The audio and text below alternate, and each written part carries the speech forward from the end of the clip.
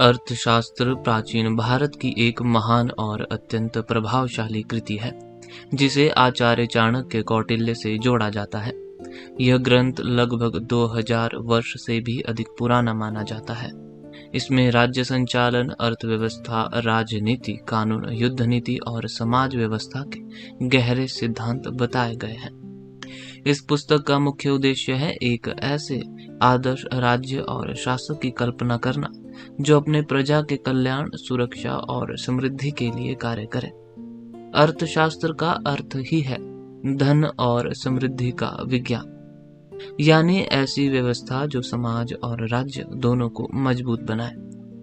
यह ग्रंथ केवल अर्थव्यवस्था तक सीमित नहीं है, बल्कि इसमें प्रशासन, कर व्यवस्था, कृषि, व्यापार, कानून, विदेश नीति, जासूसी तंत्र और युद्ध की रणनीतियों तक का विस्तार से वर्णन मिलता है। इसे शासन और राज्य प्रबंधन की एक संपूर्ण मार्गदर्शिका माना जाता है। अर्थशास्त्र कुल 15 भागों, 15 अधिकरणों में विभाजित है, जिनमें शासन, न्याय, विदेश नीति, गुप्त रणनीतियों जैसे विषयों को व्यवस्थित रूप से समझाया गया है। इस ग्रंथ का मूल संदेश है कि एक सफल राज्य 7 आधारों पर टिका होता है: शासक, मंत्री, जनता, किला, खजाना, सेना और मित्र राष्ट्र। जब ये सभी मजबूत होते हैं तभी राज्य स्थिर और समृद्ध बनता है। आज के समय में भी अर्थशास्त्र केवल एक ऐतिहासिक ग्रंथ नहीं, बल्कि राजनीतिक, प्रशासनिक, बिजनेस और नेतृत्व को समझने की एक शक्तिशाली मार्गदर्शिका है। इस पुस्तक में आप जानेंगे राज्य कैसे चलता है, एक आदर्श शासक कैसा होना चाहिए, अर्थव्यवस्था और सत्ता का रिश्ता क्या है, और कैसे नीति, बुद्धि और रणनीति मिलकर एक मजबूत राष्ट्र का निर्माण करती है। यह केवल इतिहास नहीं, बल्कि नेतृत्व, शक्ति और जीवन प्रबंधन का गहरा विज्ञान है। अधिकरण 1, अनुशासन के संबंध में। अध्याय 1 और 2, एक राजा का जीवन और विज्ञान का अंत। अन्वीक्षी, त्रिविध वेद, वार्ता और दंड नीति को 4 विज्ञान कहा जाता है। वार्ता में कृषि, पशुपालन और व्यापार आता है। दंड नीति को शासन का विज्ञान भी कहा जाता है।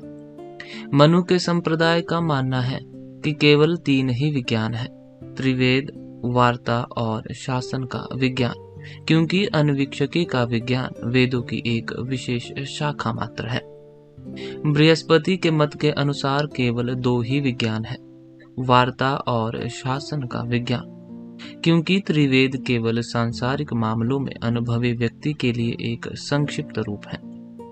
उसाना संप्रदाय का मानना है कि केवल एक ही विज्ञान है और वह है शासन का विज्ञान, क्योंकि उनका मानना है कि अन्य सभी विज्ञानों की उत्पत्ति और अंत इसी विज्ञान में निहित है।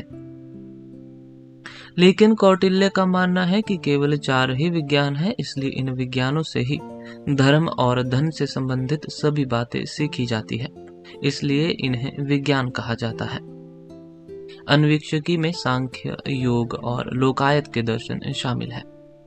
धर्माधर्म और धर्म के गुण 3 वेदों से सीखे जाते हैं: धन और अपात्रता वार्ता से, उचित और अनुचित, साथ ही सामर्थ्य और नपुंसकता शासन विज्ञान से सीखी जाती है। इन विज्ञानों के प्रकाश में देखने पर अन्वीक्षकी विज्ञान विश्व के लिए सबसे अधिक लाभकारी है। सुख दुख दोनों ही स्थितियों में मन को स्थिर और दृढ़ रखता है और दूरदर्शिता, वाणी और कर्म की उत्कृष्टता प्रदान करता है।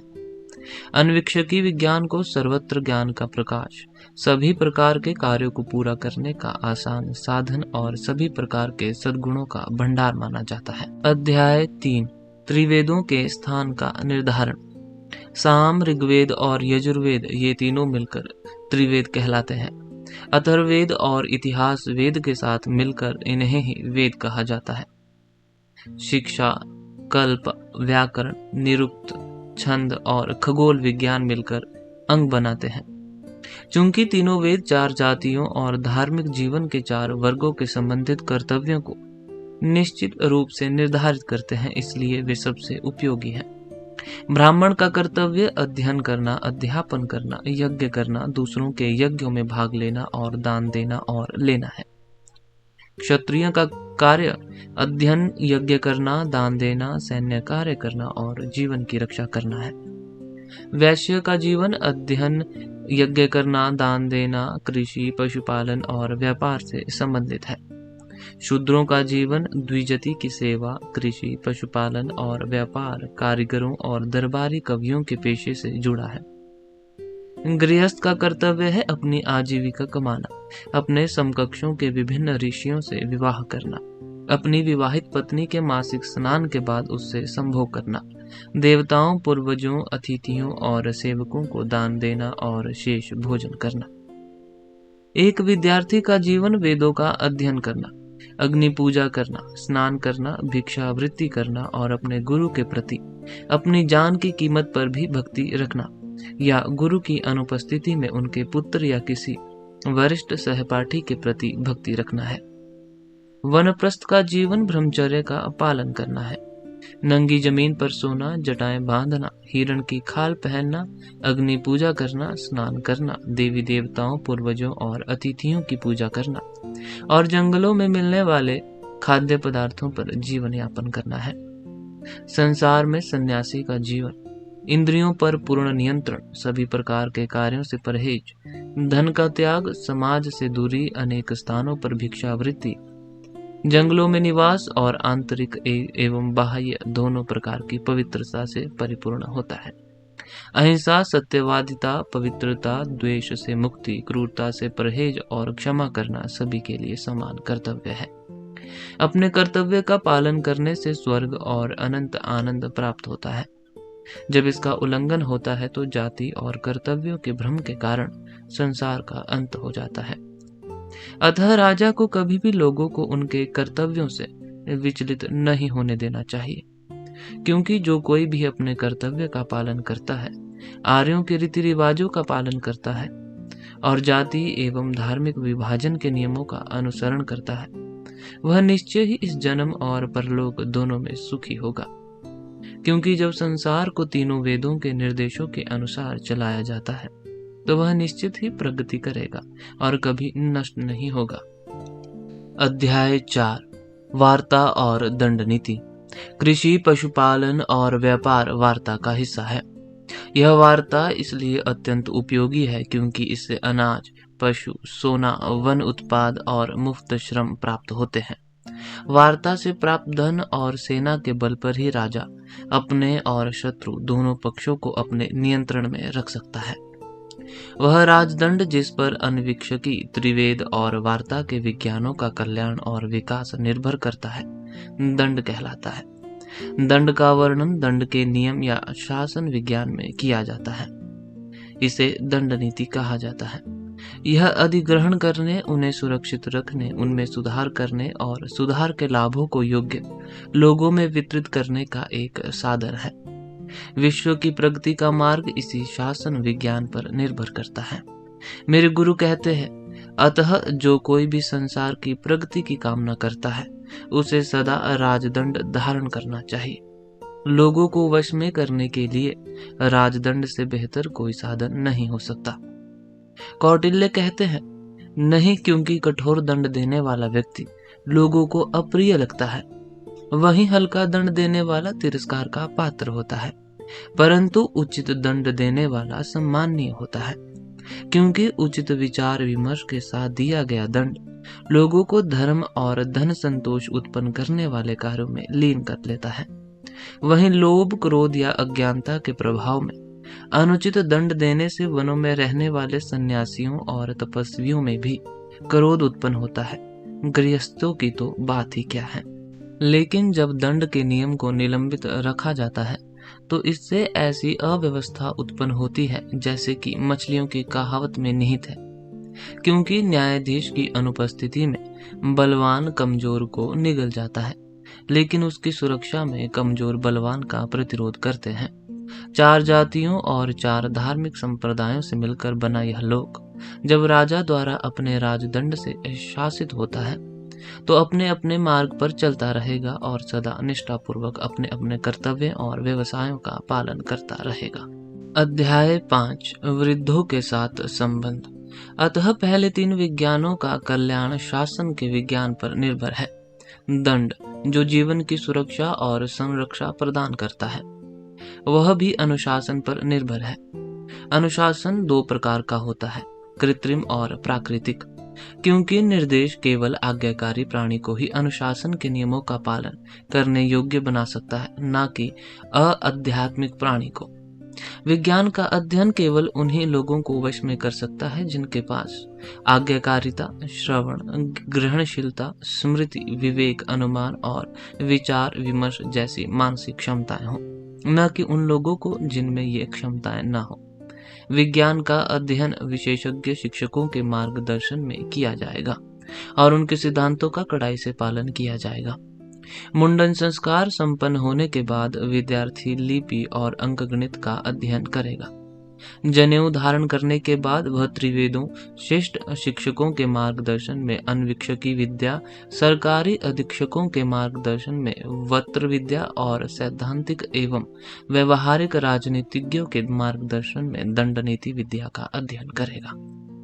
वह 16 वर्ष की आयु तक ब्रह्मचर्य का पालन करेगा। इसे यह राजकुमार के लिए कहते हैं। उसके बाद वह मुंडन की रस्म अदा करेगा और विवाह करेगा।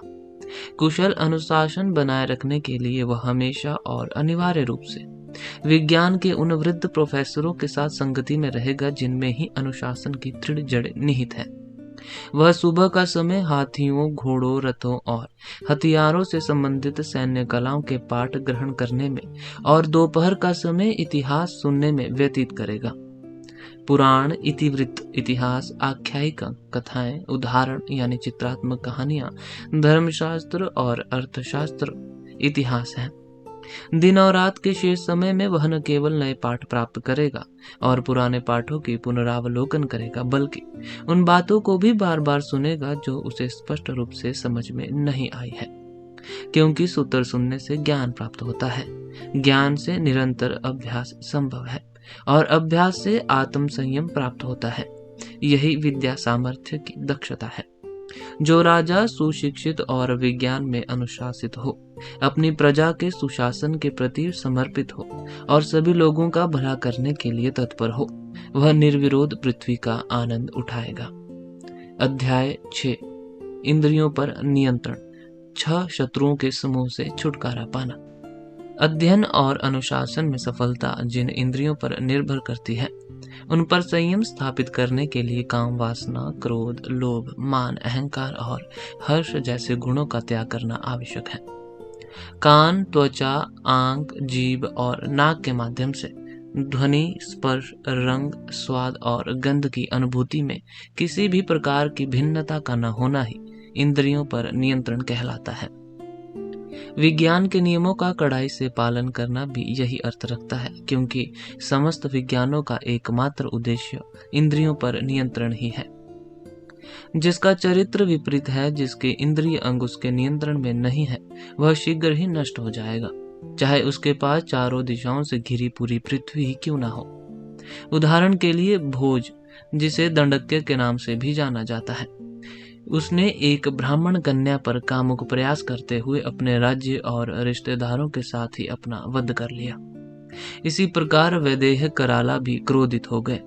इसी प्रकार ब्राह्मणों के प्रति क्रोध से ग्रस्त जन्मजेय और भृगु वंश के प्रति क्रोध से ग्रस्त तालजंग भी क्रोधित हो गए। एला ने लालच के प्रभाव में आकर ब्राह्मणों से जबरन वसूली करने का प्रयास किया।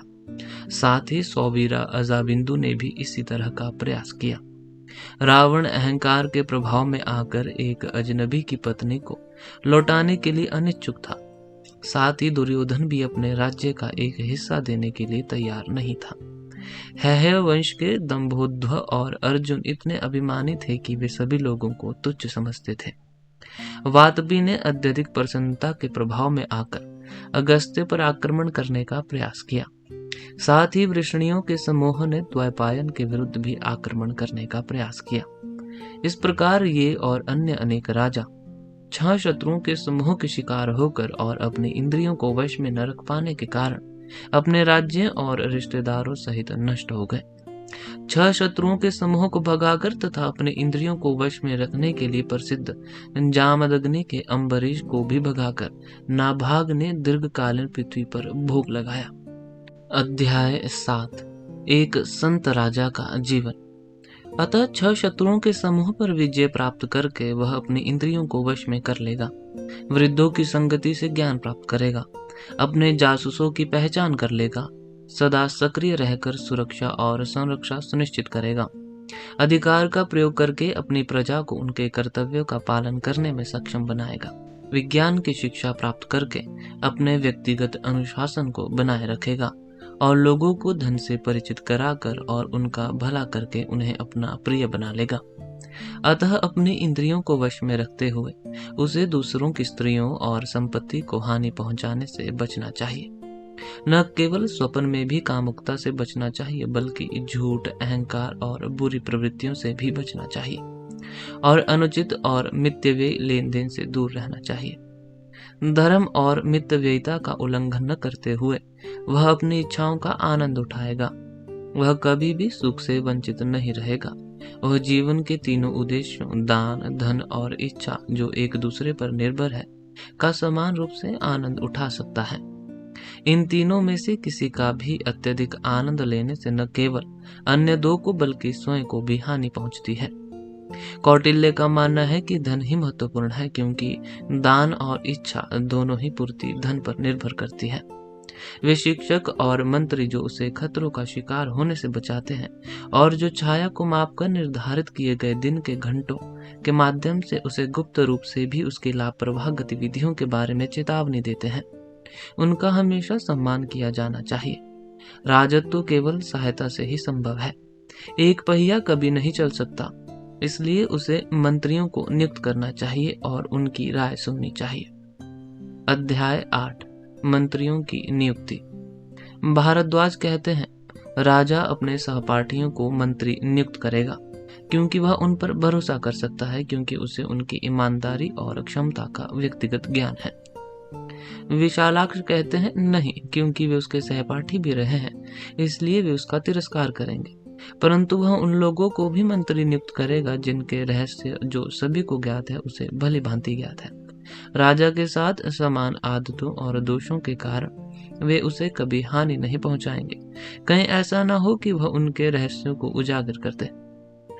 पराशर कहते हैं, यह भय आम है, क्योंकि अपने रहस्यों को उजागर करने के भय से राजा भी अपने अच्छे और बुरे कार्यों के कारण उनका अनुसरण कर सकते हैं। जितने लोगों को राजा अपने रहस्यों से अवगत कराता है, उतने लोगों के नियंत्रण में रहकर वह उस प्रकटीकरण के द्वारा स्वयं को पूर्ण विनम्रता में प्रस्तुत कर सकता है। इसलिए वह उन लोगों को मंत्री नियुक्त करेगा जिन्होंने जीवन के लिए घातक कठिनाइयों में भी उसके प्रति निष्ठावान सिद्ध किया है और जिनकी निष्ठा सिद्ध हो चुकी है। पिसुना कहते हैं, नहीं, क्योंकि यह भक्ति है, बुद्धि नहीं। वह ऐसे लोगों को मंत्री नियुक्त करेगा जो वित्तीय मामलों में कार्यरत होने पर निर्धारित राजस्व के बराबर या उससे अधिक आय प्रदर्शित करते हों और इस प्रकार सिद्ध योग्यता वाले हों। कौन पदंता कहते हैं, नहीं, क्योंकि ऐसे व्यक्तियों में अन्य मंत्री पद की योग्यता नहीं होती, इसलिए उन्हें ऐसे व्यक्तियों को मंत्री नियुक्त नहीं करना चाहिए जिनके पिता और दादा पहले मंत्री रह चुके हों। ऐसे व्यक्ति अतीत की घटनाओं के ज्ञान और राजा के साथ स्थापित संबंधों के कारण भले ही नाराज हो कभी भी उनका साथ नहीं छोड़ेंगे, क्योंकि ऐसी वफादारी मूक जानवरों में भी देखी जाती है। उदाहरण के लिए गाय अजनबी गायों से अलग रहती है और हमेशा परिचित झुंड के साथ रहती है। वात व्याधि कहते हैं, नहीं, क्योंकि ऐसे लोग राजा पर पूर्ण प्रभुत्व प्राप्त कर लेते हैं और स्वयं को राजा समझने लगते हैं। इसलिए राजा को ऐसे नए व्यक्तियों को मंत्री नियुक्त करना चाहिए जो शासन कला में निपुण हो। ऐसे ही नए व्यक्ति राजा को वास्तविक राजदंड धारक मानेंगे और उनका अपमान करने का साहस नहीं करेंगे। बाहुदंती के पुत्र ने कहा, नहीं, क्योंकि केवल सैद्धांतिक ज्ञान रखने वाला और व्यवहारिक राजनीति का अनुभव न रखने वाला व्यक्ति वास्तविक कार्यों में संलग्न होने पर गंभीर गलतियां कर सकता है। इसलिए उसे ऐसे मंत्रियों को नियुक्त करना चाहिए जो उच्च परिवार में जन्मे हो और ज्ञान, पवित्र उद्देश्य, साहस और निष्ठा से परिपूर्ण हो।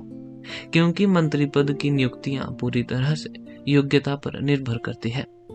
कौटिल्य कहते हैं, यह हर तरह से संतोषजनक है क्योंकि मनुष्य की योग्यता का अनुमान उसके कार्य में प्रदर्शित क्षमता से लगाया जाता है और कार्य क्षमता में अंतर के अनुसार ही। उनकी शक्तियों के क्षेत्रों को विभाजित करने और उनके कार्य करने के स्थान और समय को निश्चित रूप से ध्यान में रखते हुए ऐसे व्यक्तियों को सलाहकारों के रूप में नहीं बल्कि मंत्री अधिकारियों के रूप में नियुक्त किया जाएगा। अध्याय 9, पार्षदों और पुरोहितों की स्थापना। मूल निवासी उच्च परिवार में जन्मा, प्रभावशाली, कलाओं में सुप्रशिक्षित, दूरदर्शी, बुद्धिमान, प्रबल स्मृति वाला, साहसी, वाक्पटु, कुशल, बुद्धिमान, उत्साह, गरिमा और सहनशीलता से युक्त, शुद्ध चरित्र वाला, मिलनसार, निष्ठावान, उत्कृष्ट आचरण, शक्ति, स्वास्थ्य और वीरता से संपन्न, आलस्य और चंचलता से मुक्त, स्नेही और घृणा और शत्रुता उत्पन्न करने वाले गुणों से रहित, ये सभी एक मंत्री अधिकारी के गुण हैं। जिन व्यक्तियों में उपरोक्त योग्यताओं का आधा या 1/4 भाग होता है, वे मध्यम और निम्न श्रेणियों में आते हैं। इन योग्यताओं में से जन्म स्थान और प्रभावशाली पद की जानकारी विश्वसनीय व्यक्तियों से प्राप्त की जाएगी। शैक्षिक योग्यता की जानकारी समान ज्ञान वाले प्रोफेसरों से ली जाएगी। सैद्धांतिक और व्यवहारिक ज्ञान, दूरदर्शिता, स्मृति और मिलनसारिता का परीक्षण कार्यों में सफलता से किया जाएगा। वाक्पटुता, कुशलता और तीक्ष्ण बुद्धि का परीक्षण कथा सुनाने में प्रदर्शित क्षमता से किया जाएगा। संकटों में सहनशीलता, उत्साह और वीरता का परीक्षण किया जाएगा। जीवन की पवित्रता, मित्रतापूर्ण स्वभाव और निष्ठा का परीक्षण निरंतर संगति से किया जाएगा। आचरण, शक्ति, स्वास्थ्य, गरिमा और आलस्य और चंचलता से मुक्ति का परीक्षण उनके घनिष्ठ मित्रों से किया जाएगा। और स्नेही और परोपकारी स्वभाव का परीक्षण व्यक्तिगत अनुभव से किया जाएगा। किसी राजा के कार्य प्रत्यक्ष, अप्रत्यक्ष और अनुमानित हो सकते हैं।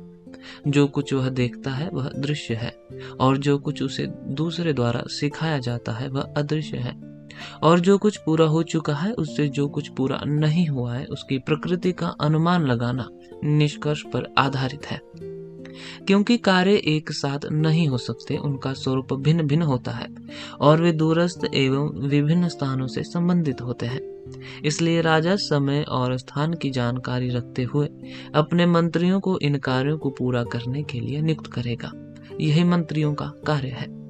जिस व्यक्ति का परिवार और चरित्र उच्च कोटि का हो, जो वेदों और 6 अंगों का ज्ञाता हो, जो संयोगवश होने वाले संकेतों को समझने में निपुण हो, जो शासन कला का ज्ञाता हो, जो आज्ञाकारी हो और जो अथर्ववेद में वर्णित प्रायश्चित अनुष्ठानों का पालन करके मानवीय या दैवीय आपदाओं को रोक सके, उसे राजा को महायाजक नियुक्त करना चाहिए।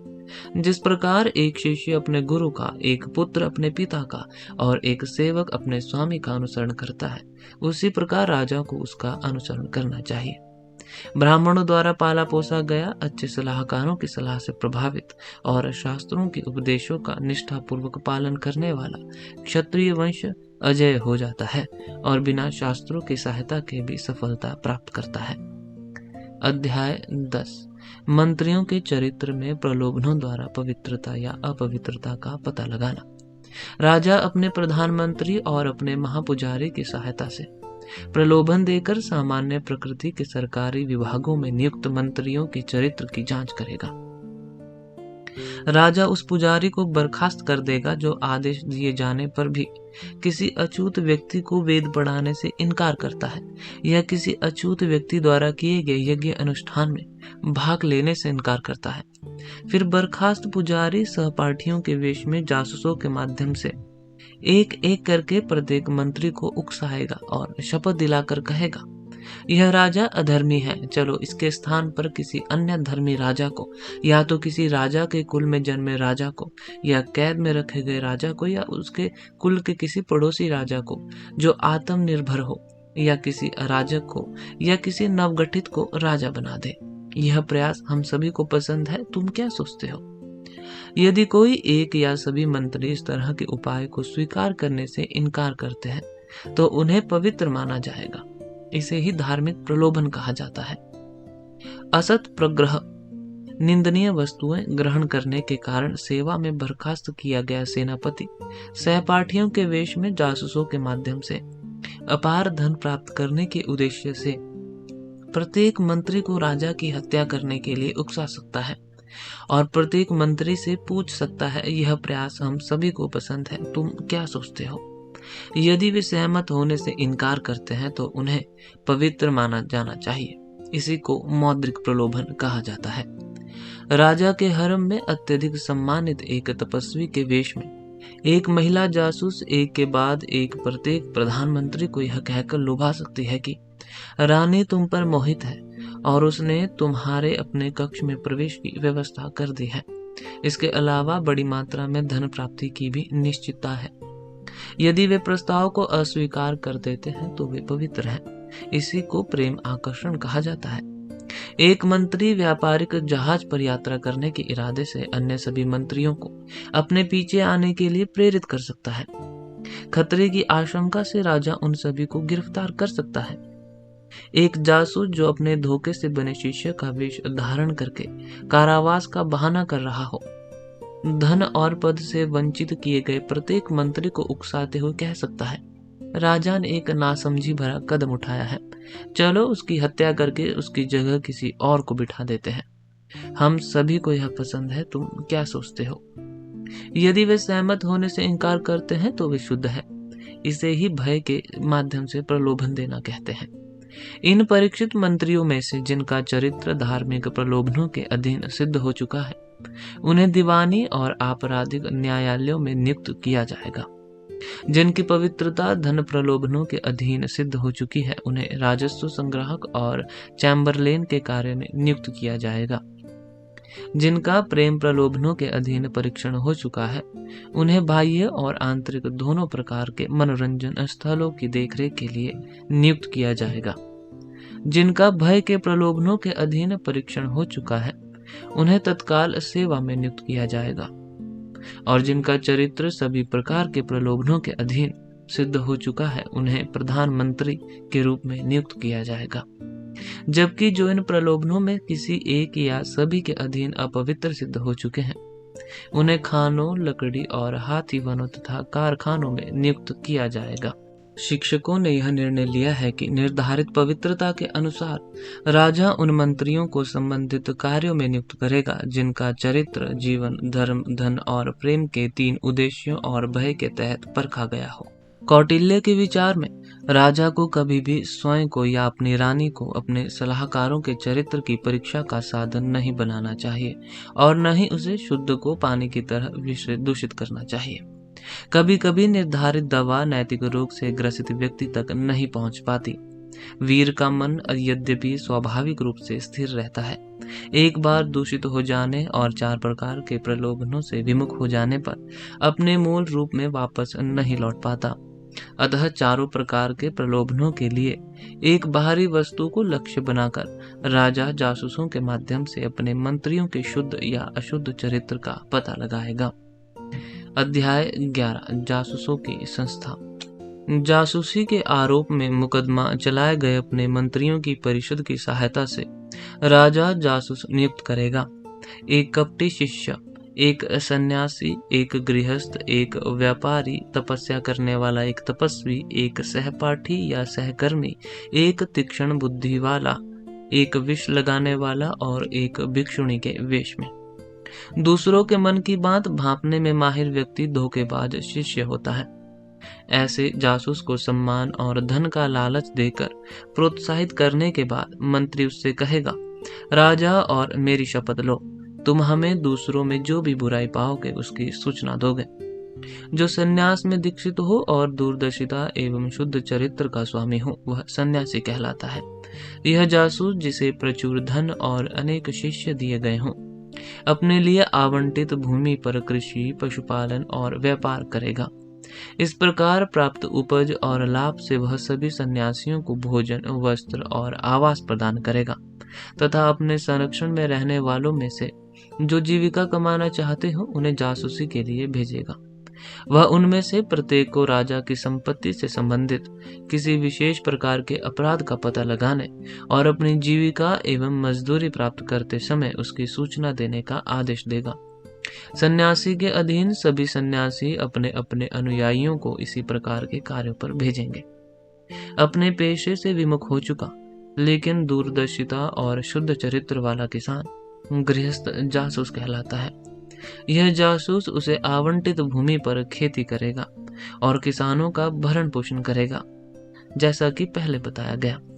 एक व्यापारी जो अपने पेशे से विमुख हो गया है लेकिन दूरदर्शिता और शुद्ध चरित्र से युक्त हो, वह एक व्यापारी जासूस है।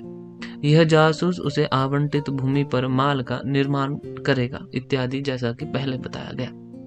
एक मुंडा सिर या गूंथे हुए बालों वाला व्यक्ति जो जीविका कमाना चाहता है, तपस्वी का वेश धारण किए हुए जासूस हो सकता है।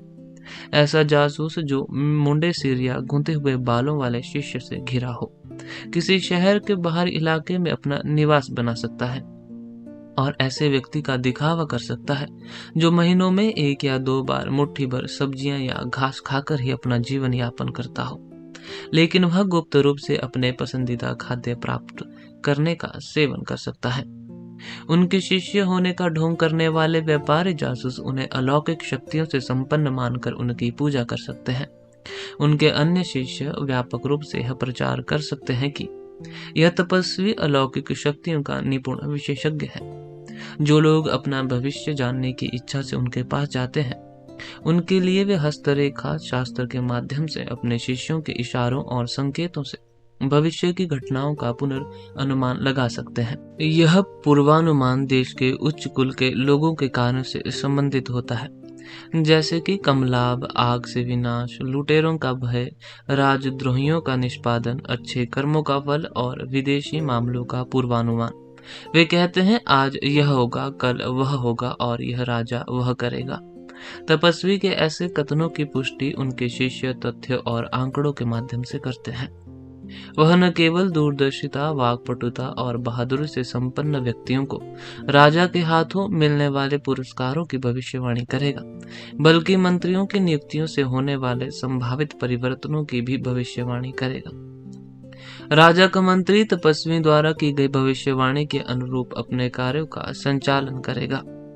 वह उन लोगों को धन और सम्मान का प्रलोभन देकर शांत करेगा जिनके असंतुष्ट होने का कोई ज्ञात कारण हो, और उन लोगों को गुप्त रूप से दंडित करेगा जो बिना किसी कारण के असंतुष्ट है या राजा के विरुद्ध षड्यंत्र रच रहे हैं। राजा द्वारा धन और उपाधियों के पुरस्कारों से सम्मानित जासूसी के ये 5 संस्थान राजा के सेवकों के चरित्र की पवित्रता सुनिश्चित करेंगे। अध्याय 12 भटकते जासूसों का निर्माण। वे अनाथ जिन्हें राज्य द्वारा अनिवार्य रूप से भोजन दिया जाना है और जिन्हें विज्ञान, हस्तरेखा शास्त्र, जादू टोना, धार्मिक जीवन के विभिन्न आदेशों के कर्तव्यों, जादूगरी और शकुन एवं भविष्यवाणियों के अध्ययन में लगाया जाता है, वे सहपाठी जासूस या सामाजिक मेलजोल से सीखने वाले जासूस होते हैं। देश के ऐसे साहसी और निडर लोग जो अपनी जान की परवाह किए बिना मुख्य रूप से पैसा कमाने के उद्देश्य से हाथियों या बाघों से लड़ते हैं, उन्हें अग्नि प्रबंधक या उग्र जासूस कहा जाता है। जिनमें माता पिता के प्रति स्नेह का कोई अंश शेष नहीं रहता और जो अत्यंत क्रूर और आलसी होते हैं, वे विषाणु रसादा होते हैं। ब्राह्मण जाति की एक गरीब विधवा जो बहुत बुद्धिमान और जीविका कमाने की इच्छुक होती है, वह एक तपस्वी कहलाती है। राजा के हरम में सम्मानित ऐसी स्त्री राजा के प्रधानमंत्रियों के निवासों में नियमित रूप से जाती है। यही नियम मुंडा स्त्रियों और शूद्र जाति की स्त्रियों पर भी लागू होगा। ये सभी भगौड़े जासूस हैं। इन जासूसों में से जो अच्छे परिवार से हो, वफादार हो, भरोसेमंद हो, देशों और व्यवसायों के अनुसार वेश बदलने की कला में निपुण हो और अनेक भाषाओं और कलाओं का ज्ञान रखते हो, उन्हें राजा द्वारा अपने देश में अपने मंत्रियों, पुजारियों, सेनापतियों, युवराज, द्वारपालों, हरम के प्रभारी अधिकारी, मजिस्ट्रेट, कलेक्टर जनरल, चैम्बरलेन, आयुक्त, नगर कांस्टेबल, नगर प्रभारी अधिकारी, लेन देन अधीक्षक, कारखाने अधीक्षक, पार्षदों की सभा, विभागों के प्रमुख, आयुक्त जनरल और किलेबंदी, सीमाओं और जंगली क्षेत्रों के प्रभारी अधिकारियों की गतिविधियों की जासूसी करने के लिए भेजा जाएगा। तेज तर्रार जासूस जैसा कि शाही छतरी, फूलदान, पंखा और जूते पकड़ने के लिए नियुक्त किए जाते हैं या सिंहासन, रथ और वाहन की सेवा में तैनात किए जाते हैं। इनके सार्वजनिक चरित्र की जासूसी करेंगे। सहपाठी जासूस इस जानकारी को जासूसी संस्थानों तक पहुंचाएंगे। जहर फैलाने वाले जैसा कि चटनी बनाने वाले, रसोइये, नहाने के लिए पानी लाने वाले, शैम्पू करने वाले, बिस्तर बिछाने वाले, नाई, शौचालय बनाने वाले, पानी लाने वाले, ऐसे सेवक जो कुबड़े, बौने, किरात, गूंगे, बहरे, मंदबुद्धि, अंधे का रूप धारण कर लेते हैं। कलाकार, नर्तक, गायक, वाद्य यंत्र बजाने वाले, मसखरे और कवि जैसे कारीगर, साथ ही महिलाएं भी इन अधिकारियों के निजी चरित्र को देख सकेंगी। एक भिक्षुणी महिला इस सूचना को जासूसी संस्थान तक पहुंचाएगी। जासूसी संस्थानों के तत्काल अधिकारी संकेतों या लेखन का उपयोग करके अपने जासूसों को सक्रिय करेंगे। न तो जासूसी संस्थान और न ही वे भटकते जासूस एक दूसरे को जानेंगे। यदि किसी भिक्षुणी को प्रवेश द्वार पर रोक दिया जाता है तो द्वारपालों की पंक्ति, माता पिता के वेश में जासूस, महिला कारीगर, दरबारी, कवि या वेश्याएं संगीत वाद्य यंत्र अंदर ले जाने के बहाने या गुप्त लेखन के माध्यम से या संकेतों के माध्यम से सूचना को उसके नियत स्थान तक पहुंचा देंगे। लंबे समय से चली आ रही बीमारी या पागलपन का बहाना बनाकर या किसी चीज में आग लगाकर या किसी को जहर देकर अचानक बाहर आ सकते हैं। जब इन तीनों स्रोतों से प्राप्त जानकारी बिल्कुल एक जैसी हो तो उसे विश्वसनीय माना जाएगा।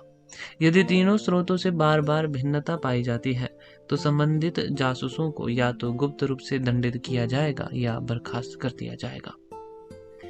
जासूसों के उल्लेख में उन्हें उन राजाओं से वेतन मिलेगा जिनके साथ वे सेवक के रूप में रहते हैं, लेकिन जब वे लुटेरों को पकड़ने के काम में दोनों राज्यों की सहायता करते हैं तो वे दोनों राज्यों से वेतन प्राप्त करने वाले बन जाएंगे। जिनके पुत्र और पत्नियां बंधक बनाए रखे गए हैं उन्हें दोनों राज्यों से वेतन प्राप्त होगा और उन्हें शत्रुओं के मिशन के अधीन माना जाएगा। ऐसे व्यक्तियों के चरित्र की पवित्रता का पता समान पेशे वाले व्यक्तियों के माध्यम से लगाया जाएगा। अतः शत्रुतापूर्ण, मित्रवत, मध्यवर्ती, निम्न श्रेणी के या तटस्थ राजाओं के संबंध में और उनके 18 सरकारी विभागों के संबंध में जासूसों को सक्रिय किया जाएगा। कुबड़ा, बौना, हिजड़ा, निपुण स्त्रियां, गूंगे और म्लेच्छ जाति के विभिन्न वर्ग अपने घरों के अंदर जासूस बनकर रहेंगे। किलों के भीतर व्यापारी जासूस, किलों के बाहरी इलाकों में संत और तपस्वी, ग्रामीण क्षेत्रों में किसान और सन्यासी, देश की सीमाओं पर चरवाहे, जंगलों में वनवासी, श्रमण और जंगली जनजातियों के सरदार शत्रुओं की गतिविधियों का पता लगाने के लिए तैनात किए जाएंगे। ये सभी जासूस अपने काम को बहुत शीघ्रता से पूरा करेंगे।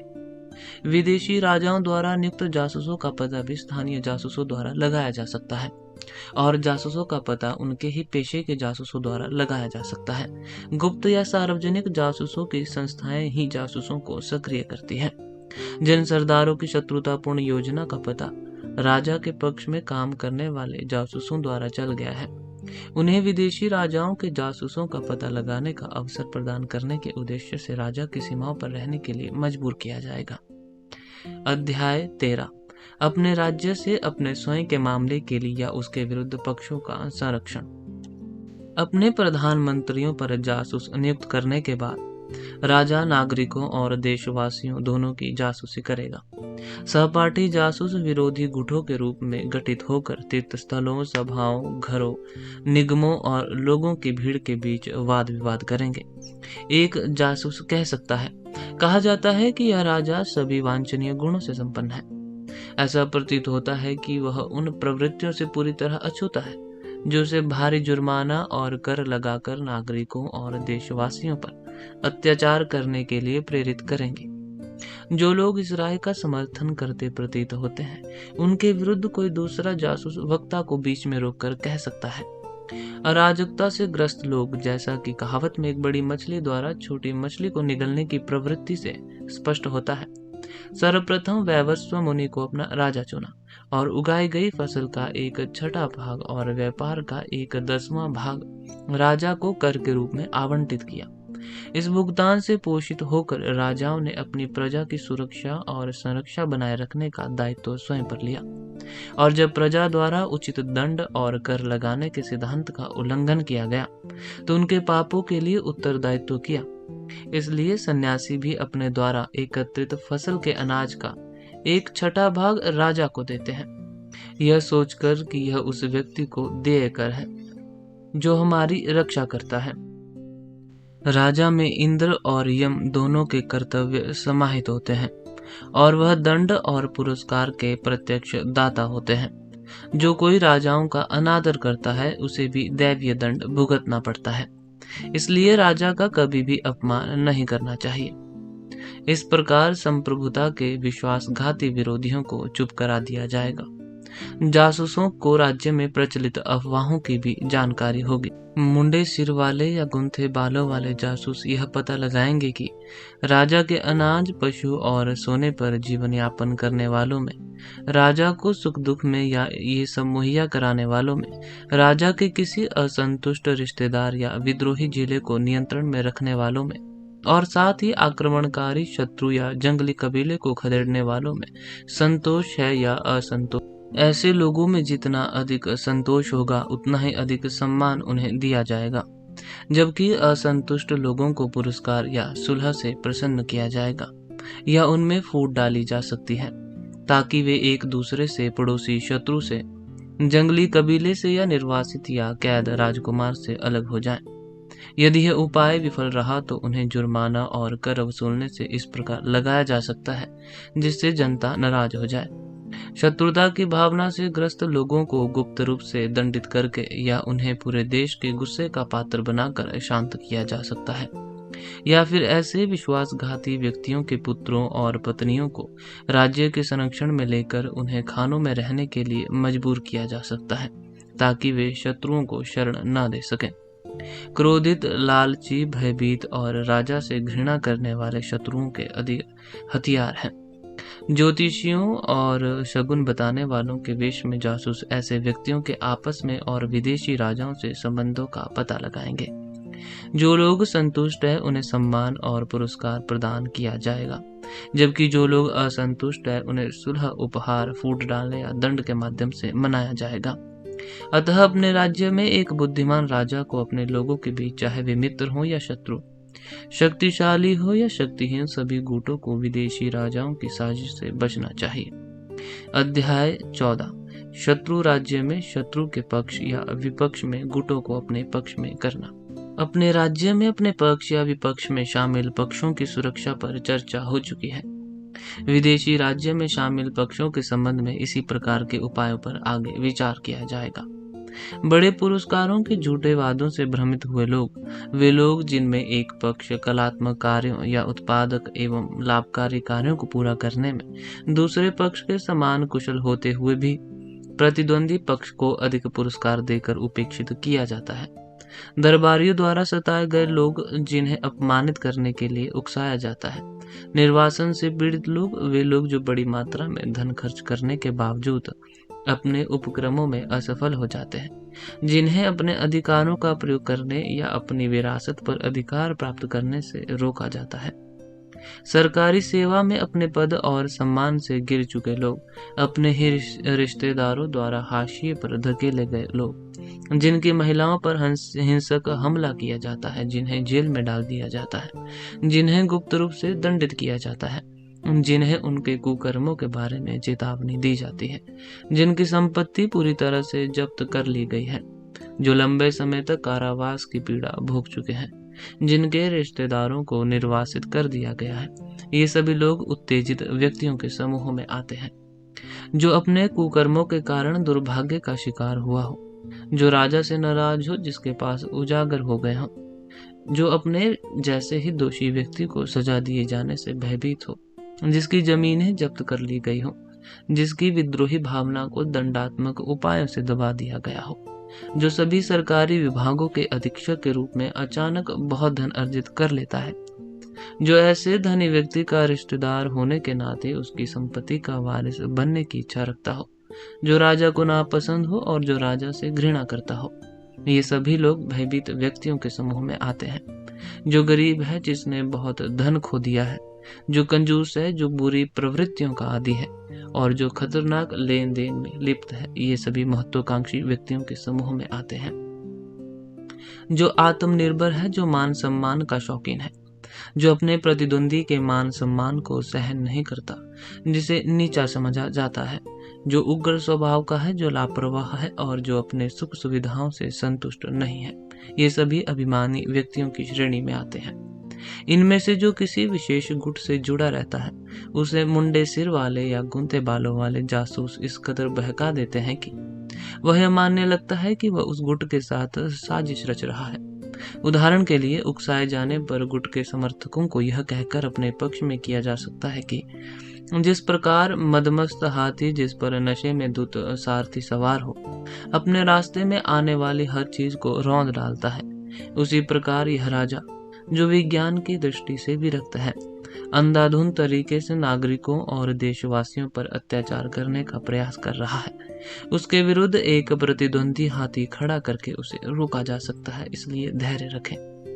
इसी प्रकार भयभीत व्यक्तियों को यह कहकर राजी किया जा सकता है कि जिस प्रकार एक छिपा हुआ सांप अपने आप को डराने वाली किसी भी चीज पर डंक मारता है और जहर उगलता है, उसी प्रकार तुमसे खतरे की आशंका से आशंकित यह राजा भी जल्द ही तुम पर अपने क्रोध का जहर उगल देगा। इसलिए बेहतर होगा कि तुम कहीं और चले जाओ। इसी प्रकार महत्वाकांक्षी व्यक्तियों को यह कहकर लुभाया जा सकता है कि जैसे कुत्ते पालने वालों द्वारा पाली गई गाय कुत्तों को दूध देती है, ब्राह्मणों को नहीं, वैसे ही यह राजा उन लोगों को दूध देता है जो वीरता, दूरदर्शिता, वाक्पटुता और साहस से रहित है, लेकिन उन लोगों को नहीं जो नेक चरित्र से युक्त है।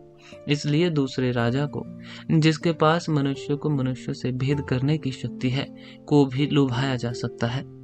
इसी प्रकार अभिमानी व्यक्तियों को यह कहकर प्रसन्न किया जा सकता है कि जिस प्रकार चांडालों का जल भंडार केवल चांडालों के लिए ही उपयोगी होता है, दूसरों के लिए नहीं, उसी प्रकार यह नीच कुल का राजा केवल नीच कुल के लोगों को ही संरक्षण देता है, तुम्हारे जैसे आर्यों को नहीं। इसी प्रकार उस दूसरे राजा को भी प्रसन्न किया जा सकता है जो मनुष्य और मनुष्य में भेद करने की क्षमता रखता है। उपरोक्त प्रस्तावों को स्वीकार करने पर ये सभी असंतुष्ट व्यक्ति एक गंभीर समझौते के तहत जासूसों के साथ मिलकर अपना लक्ष्य प्राप्त करने के लिए एक गठबंधन बना सकते हैं। इसी प्रकार किसी विदेशी राजा के मित्रों को भी समझा बुझाकर और पुरस्कार देकर अपने पक्ष में किया जा सकता है, जबकि कट्टर शत्रुओं को फूट डालकर, धमकियों देकर और उनके वो स्वामी की कमियों को उजागर करके अपने पक्ष में लाया जा सकता है। अध्याय 15 परिषद की बैठक का कार्य। अपने और शत्रु दोनों राज्यों में स्थानीय और विदेशी पक्षों का स्नेह दृढ़ता से प्राप्त करने के बाद राजा प्रशासनिक उपायों पर विचार करने के लिए आगे बढ़ेगा। सभी प्रकार के प्रशासनिक उपायों से पहले सुगठित परिषद में विचार विमर्श किया जाता है। परिषद का विषय पूरी तरह गुप्त रखा जाता है और उसमें होने वाले विचार विमर्श इस प्रकार संचालित किए जाते हैं कि पक्षी भी उन्हें न देख सके, क्योंकि ऐसा कहा जाता है कि तोतों, मीनारों, कुत्तों और अन्य निम्न वर्ग के प्राणियों द्वारा परिषदों की गोपनीयता उजागर कर दी जाती है। इसलिए गोपनीयता के खुलासे से बचाव के लिए पर्याप्त उपाय किए बिना व्यक्ति को कभी भी परिषद में विचार विमर्श में शामिल नहीं होना चाहिए। जो कोई भी सलाहों का खुलासा करेगा उसे टुकड़े टुकड़े कर दिया जाएगा। सलाहों का खुलासा दूतों, मंत्रियों, स्वामियों के हाव भाव और चेहरे में आए बदलावों से पता लगाया जा सकता है। आचरण में परिवर्तन ही हाव भाव में परिवर्तन है और शारीरिक बनावट को देखकर ही चेहरे का भाव समझा जा सकता है।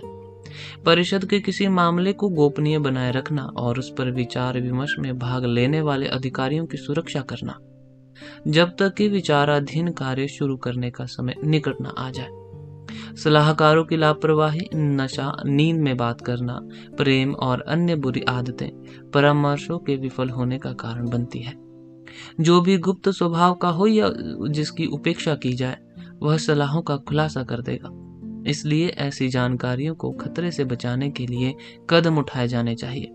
सलाहों का खुलासा राजा और उसके अधिकारियों के अलावा अन्य व्यक्तियों के लिए भी लाभकारी होता है। भारद्वाज कहते हैं, अतः राजा को गुप्त मामलों पर अकेले ही विचार विमर्श करना चाहिए, क्योंकि मंत्रियों के अपने मंत्री होते हैं और इन मंत्रियों में से कुछ उनके अपने होते हैं।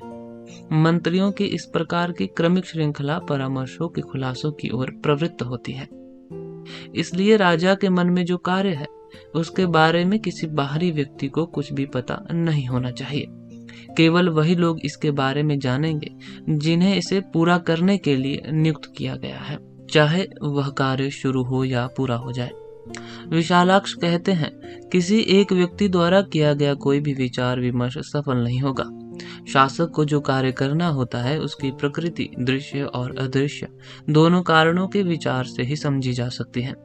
जो दिखाई नहीं देता या दिखाई नहीं दे सकता, उसका ज्ञान, जो दिखाई देता है उसका अंतिम निर्णय। जिन बातों पर दो मत है, उसके बारे में संदेह दूर करना और केवल एक भाग देखकर भी संपूर्ण स्थिति का निष्कर्ष निकालना, यह सब निर्णय केवल मंत्री द्वारा ही संभव है। इसलिए उन्हें व्यापक बुद्धि वाले व्यक्तियों के साथ विचार विमर्श करना चाहिए। वह किसी का तिरस्कार नहीं करेगा, बल्कि सबकी राय सुनेगा। एक बुद्धिमान व्यक्ति बच्चे की समझदारी भरी बात का भी सदुपयोग करेगा। पराशर कहते हैं, यह दूसरों की राय जानने का तरीका है, लेकिन परामर्श का नहीं। वह अपने मंत्रियों से अपने विचाराधीन कार्य के समान किसी कार्य पर उनकी राय पूछेगा और उन्हें बताएगा कि कार्य यह है, यह इस प्रकार हो। यदि परिणाम ऐसा ही हो तो क्या किया जाना चाहिए, और वह उनके निर्णय के अनुसार कार्य करेगा। इस प्रकार करने से राय जानने और गोपनीयता बनाए रखने दोनों उद्देश्य पूरे हो सकते हैं। पिसुना कहते हैं, ऐसा नहीं है, क्योंकि जब मंत्रियों से किसी दूरगामी परियोजना, पूर्ण या अपूर्ण कार्य के संबंध में उनकी राय पूछी जाती है, तो वे या तो उदासीन हो जाते हैं या आधे अधूरे मन से अपनी राय देते हैं। यह एक गंभीर दोष है। इसलिए उन्हें ऐसे व्यक्तियों से परामर्श करना चाहिए जो उन कार्यों के संबंध में निर्णायक राय देने में सक्षम माने जाते हों, जिनके बारे में वे सलाह चाहते हैं। इस प्रकार परामर्श करने से उन्हें अच्छी सलाह के साथ साथ परामर्श की गोपनीयता भी सुनिश्चित होगी। कौटिल्य कहते हैं, ऐसा नहीं है, क्योंकि अनंत और अंतहीन है। उसे 3 या 4 मंत्रियों से परामर्श करना चाहिए। जटिल मामलों में एक मंत्री से परामर्श करने से कोई निश्चित निष्कर्ष नहीं निकल सकता। एक मंत्री मनमानी और बिना किसी रोक टोक के काम करता है।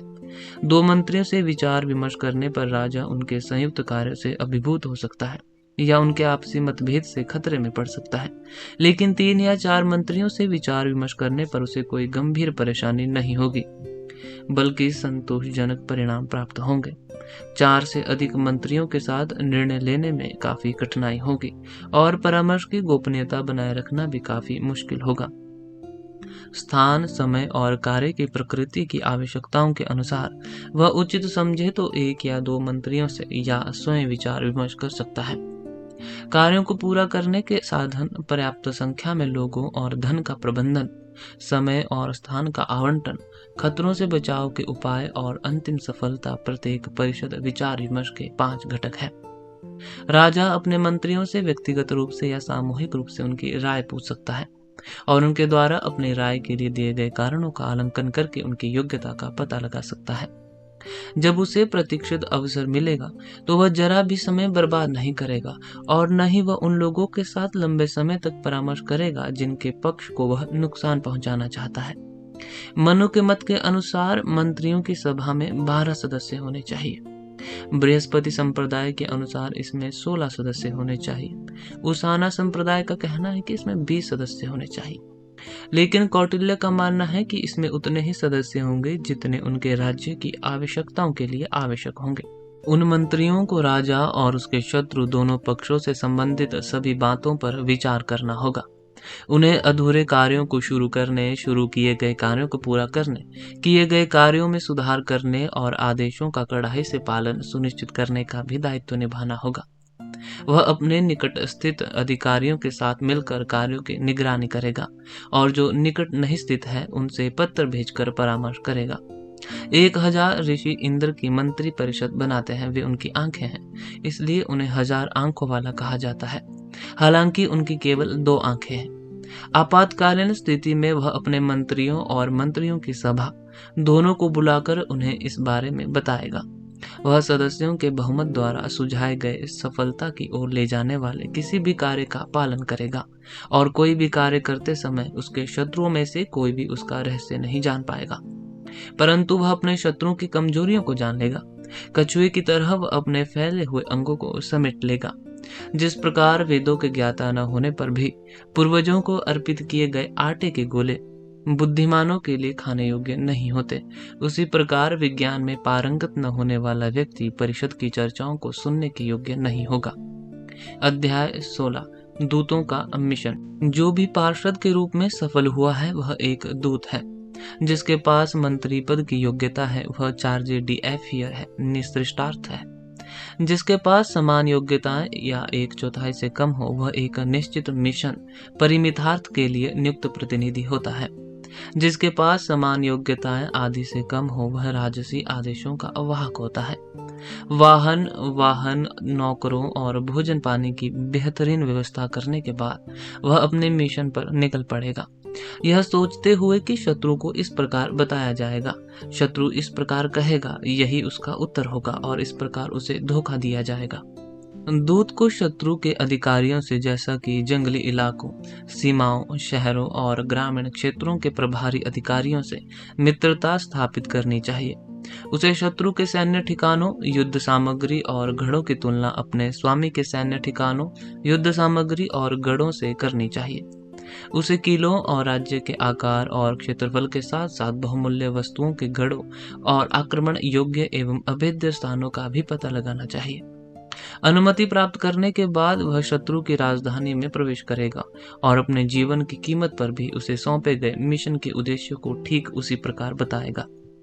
शत्रु के स्वर, चेहरे और आंखों में चमक, दूत का आदरपूर्ण स्वागत, मित्रों के स्वास्थ्य के बारे में पूछताछ, सद्गुणों के वर्णन में भाग लेना, सिंहासन के निकट बैठने की जगह देना, दूत के साथ आदर पूर्ण व्यवहार, मित्रों का स्मरण, संतुष्टि के साथ दूत का समापन, ये सभी बातें शत्रु की सद्भावना और इसके विपरीत उसकी अप्रसन्नता का संकेत मानी जाएगी। किसी असंतुष्ट शत्रु को यह कहा जा सकता है, दूत राजाओं के मुखपत्र होते हैं, न केवल स्वयं राजाओं के बल्कि सभी राजाओं के। इसलिए जो दूत अपने विरुद्ध उठाए गए हथियारों के सामने अपने कार्य को ठीक उसी रूप में प्रकट करते हैं जैसा उन्हें सौंपा गया है, वे भले ही बहिष्कृत हों, मृत्यु के पात्र नहीं है, तो फिर ब्राह्मण जाति के दूतों को मृत्यु दंड देने का क्या औचित्य है? यह किस और का भाषण है? दूतों का कर्तव्य है अपने प्रति दिखाए गए सम्मान से अहंकार न करते हुए वह तब तक वहीं रहेगा जब तक उसे जाने की अनुमति न मिल जाए। वह शत्रु की शक्ति की परवाह नहीं करेगा, स्त्रियों और शराब से पूरी तरह परहेज करेगा, अविवाहित ही सोएगा, क्योंकि यह सर्वविदित है कि दूतों के इरादे सोते समय या शराब के प्रभाव में ही पता चल जाते हैं। वह तपस्वियों और व्यापारी जासूसों या उनके शिष्यों या चिकित्सकों और विधर्मियों के वेश में जासूसों या 2 राज्यों से वेतन प्राप्त करने वालों के माध्यम से अपनी स्वामी के प्रति अनुकूल पक्षों के बीच प्रचलित षड्यंत्र की प्रकृति का पता लगाएगा। साथ ही शत्रु गुटों के षड्यंत्र का भी पता लगाएगा और शत्रु के प्रति लोगों की वफादारी या बेवफाई के अलावा किसी भी चुनौती योग्य बिंदुओं को समझाएगा।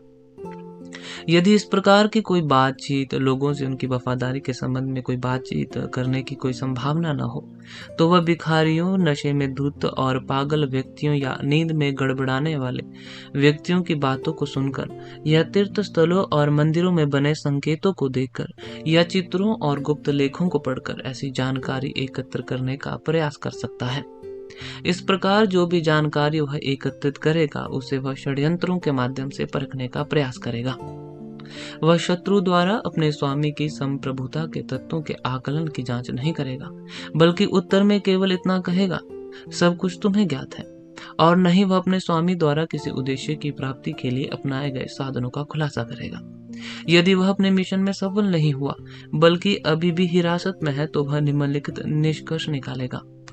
चाहे अपने स्वामी पर आने वाले आसन्न खतरे को देखकर और अपने स्वयं के खतरे को टालने की इच्छा से, चाहे अपने स्वामी के विरुद्ध पीछे से आ रहे शत्रु या ऐसे राजा को उकसाने के उद्देश्य से जिसका राज्य अन्य राज्यों से घिरा हुआ है, चाहे अपने स्वामी के राज्य में आंतरिक विद्रोह उत्पन्न करने के उद्देश्य से या किसी अराजक सरदार को अपने स्वामी के विरुद्ध भड़काने के उद्देश्य से, चाहे अपने किसी मित्र या ऐसे राजा को नियुक्त करके अपने स्वामी को नष्ट करने के उद्देश्य से जिसका राज्य उनके राज्य के पीछे तक फैला हुआ है, चाहे अपने राज्य में आंतरिक अशांति को टालने के इरादे से या किसी विदेशी आक्रमण या अराजक सरदार के आक्रमण को रोकने के इरादे से, चाहे अपने स्वामी के अभियान के आगामी समय को टालने के उद्देश्य से, चाहे कच्चे माल और माल एकत्र करने की इच्छा से या अपने किलेबंदी की मरम्मत करने की इच्छा से या युद्ध करने में सक्षम एक मजबूत सेना की भर्ती करने की इच्छा से, चाहे अपनी सेना के पूर्ण प्रशिक्षण के लिए आवश्यक समय और अवसर की प्रतीक्षा में, या फिर क्या यह राजा अपनी ही लापरवाही के कारण उत्पन्न वर्तमान अपमान को दूर करने के लिए एक वांछनीय गठबंधन बनाने के उद्देश्य से मुझे इस प्रकार रोक रहा है, तब वह अपनी इच्छानुसार रुक सकता है या निकल सकता है, या वह अपने मिशन के शीघ्र निपटारे की मांग कर सकता है, या फिर शत्रु को प्रतिकूल आदेश की सूचना देकर और कारावास या मृत्यु की आशंका का बहाना बनाकर वह बिना अनुमति के भी लौट सकता है, अन्यथा उसे दंडित किया जा सकता है। मिशनों का प्रसारण, संधियों का पालन, अल्टीमेटम जारी करना, प्रताप जारी करना, मित्र बनाना, षड्यंत्र रचना, मित्रों के बीच फूट डालना, गुप्त बल जुटाना, चुपके से रिश्तेदारों और रत्नों को ले जाना, जासूसों की गतिविधियों के बारे में जानकारी एकत्र करना, वीरता दिखाना, शांति संधियों को तोड़ना, शत्रु के दूत और सरकारी अधिकारियों का पक्ष जीतना, ये एक दूत के कर्तव्य है। राजा उपर्युक्त प्रकार के कार्यों को पूरा करने के लिए अपने दूतों को नियुक्त करेगा और प्रतिदूतों, जासूसों और दृश्य और अदृश्य पहरेदारों को नियुक्त करके विदेशी दूतों से स्वयं की रक्षा करेगा। अध्याय 17 राजकुमारों का संरक्षण। राजकुमारों का संरक्षण। अपनी पत्नियों और बेटों से अपने व्यक्तिगत सुरक्षा सुनिश्चित करने के बाद राजा अपने राज्य की सुरक्षा को तात्कालिक शत्रुओं के साथ साथ विदेशी राजाओं से भी बनाए रखने की स्थिति में हो सकता है।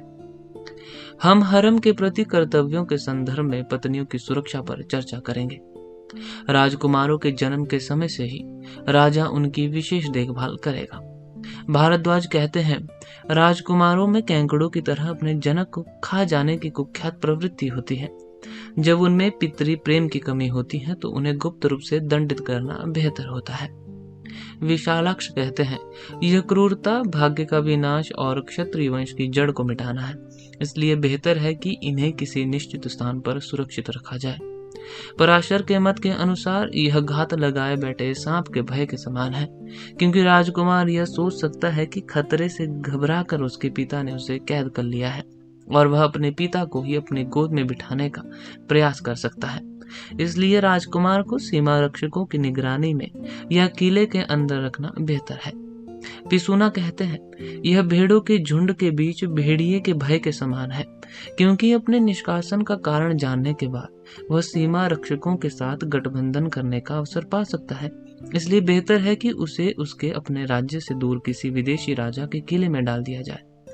कौन पदंत कहते हैं, यह स्थिति बछड़े की स्थिति के समान है, क्योंकि जिस प्रकार एक व्यक्ति अपने बछड़े की सहायता से गाय का दूध दूहता है, उसी प्रकार विदेशी राजा राजकुमार के पिता का शोषण कर सकता है। अतः राजकुमार को उसके मायके के साथ रखना बेहतर है। वातव्याधि कहते हैं, यह ध्वज की स्थिति के समान है, क्योंकि अदिति और कौशिका के मामले की तरह राजकुमार के मातृ संबंधी इस ध्वज को फहराते हुए भीख मांग रह सकते हैं। इसलिए राजकुमारों को कामुक अतिभोग में अपना जीवन व्यतीत करने की अनुमति दी जा सकती है, क्योंकि भोगी पुत्र अपने उदार पिता से घृणा नहीं करते। कौटिल्य कहते हैं, यह जीवन में मृत्यु के समान है, क्योंकि जैसे ही किसी राज परिवार पर जिसमें एक या अधिक राजकुमार व्यभिचार में लिप्त हो आक्रमण होता है वह दीमक लगे लकड़ी के टुकड़े की तरह नष्ट हो जाते हैं। इसलिए जब रानी संतानोत्पत्ति के लिए अनुकूल आयु प्राप्त कर लेती है तो पुरोहित इंद्र और बृहस्पति की आवश्यक आहुति अर्पित करते हैं। जब वह गर्भवती हो जाती है तो राजा को दाई के निर्देशों का पालन करते हुए गर्भाधान और प्रसव की तैयारी करनी चाहिए। प्रसव के बाद पुरोहित निर्धारित शुद्धिकरण अनुष्ठान करते हैं। जब राजकुमार आवश्यक आयु प्राप्त कर लेता है तो कुशल प्रशिक्षक उसे उचित अनुशासन में प्रशिक्षित करते हैं। सहपाठी जासूसों में से कोई भी राजनेताओं के नाम से जाने वाले अम्बियस कहते हैं। राजकुमार को शिकार, जुआ, शराब, स्त्रियों की ओर आकर्षित कर सकता है और उसे अपने पिता पर हमला करने और सत्ता की बागडोर अपने हाथों में लेने के लिए उकसा सकता है। दूसरा जासूस उसे ऐसे कृत्य से रोकेगा। कौटिल्य कहते हैं किसी निर्दोष मन पर बुरी छाप छोड़ने से बड़ा कोई अपराध या पाप नहीं हो सकता। जिस प्रकार कोई नई वस्तु अपने निकट संपर्क में आने वाली किसी भी चीज से दूषित हो जाती है, उसी प्रकार एक युवा राजकुमार को बताई गई हर बात को वैज्ञानिक निर्देश मानने की प्रवृत्ति होती है। इसलिए उसे केवल धर्म और धन की शिक्षा दी जानी चाहिए, अधर्म और अपात्र की नहीं। सहपाठी जासूस उसके प्रति इतने विनम्र होंगे कि वे कहेंगे हम तुम्हारे हैं। जब यौवन के प्रलोभन में आकर वह स्त्रियों की ओर आकर्षित हो तो आर्यों के वेश में अपवित्र स्त्रियां रात में और सुनसान स्थानों से उसे डराएंगी। जब वह शराब का शौकीन हो तो उसे मादक पदार्थों से मिलावटी शराब मिलाकर डराया जाएगा। जब वह जुए का शौकीन हो तो धोखेबाजों के वेश में जासूस उसे डराएंगे। जब वह शिकार का शौकीन हो तो लुटेरों के वेश में जासूस उसे डराएंगे। और जब अपने ही पिता पर आक्रमण करने की इच्छा रखने वाले व्यक्ति को आज्ञा पालन का बहाना बनाकर धीरे धीरे ऐसे प्रयासों के बुरे परिणामों के बारे में यह कहकर समझाया जाएगा, राजा केवल इच्छा से नहीं बनता, तुम्हारा प्रयास विफल होने पर तुम्हारी मृत्यु हो जाएगी, सफलता मिलने पर तुम नरक में गिरोगे और लोग विलाप करेंगे और एकमात्र मूर्ख का नाश करेंगे। यदि किसी राजा का एकमात्र पुत्र हो तो सांसारिक सुखों से विरक्त हो या राजा का प्रिय पुत्र हो तो राजा उसे जंजीरों में बांधकर रख सकता है। यदि राजा के अनेक पुत्र हो तो वह उनमें से कुछ को ऐसे स्थान पर भेज सकता है जहां कोई उत्तराधिकारी न हो, न ही कोई नवजात शिशु हो या गर्भ में पल रहा बच्चा हो। जब किसी राजकुमार में अच्छे और सौहार्दपूर्ण गुण होते हैं तो उसे सेनापति बनाया जा सकता है या उसे उत्तराधिकारी घोषित किया जा सकता है। पुत्र 3 प्रकार के होते हैं, तीव्र बुद्धि वाले, स्थिर बुद्धि वाले और विकृत मानसिकता वाले।